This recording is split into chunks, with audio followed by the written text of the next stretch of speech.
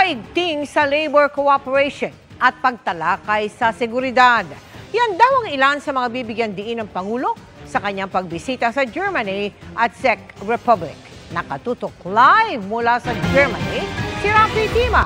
Rafi? Mel, 12:45 ng tanghali ngayon dito sa Berlin, Germany, kung saan inaasahan ngang darating dito si Pangulong Bongbong Marcos para sa unang bahagi ng kanyang working at state visit dito sa Central Europe. Sa kanyang pag-alis dyan sa Pilipinas kanina, ay umaasa nga ang Pangulo ng kanyang pagbisita dito ay magbubunga pagdating sa larangan ng economic cooperation at investment opportunities.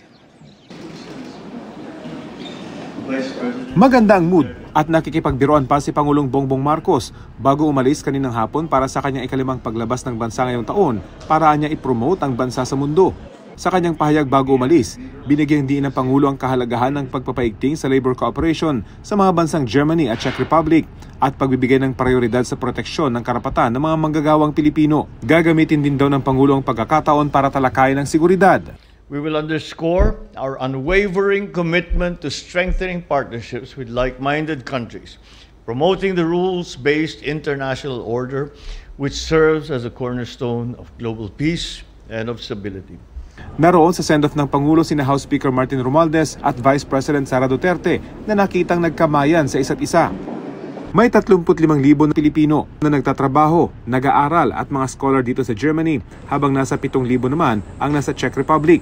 Binigyang din ng Malacanang bukod sa potential na investment at economic agreements na makukuha ang Pilipinas sa mga pagbisitang ito ng Pangulo. Pagpapaunlak din ito sa mga imbitasyon ng mga leader ng Germany at Czech Republic para sa Pangulo ng Pilipinas na bumisita sa kanilang bansa.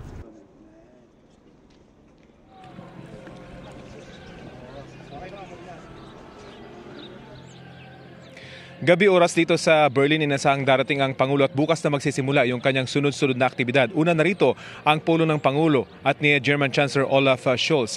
2 araw mananatili ang Pangulo dito sa Berlin at sa Miyerkules ay lilipad naman siya patungo sa Prague para naman sa kanyang state visit sa Czech Republic. Yan pa rin ang latest mula dito sa Brandenburg Gate sa Berlin. Para sa GMA Integrated News, Rafi Tima, nakatutok, 24 oras. Maraming salamat sa iyo, Rafi Tima.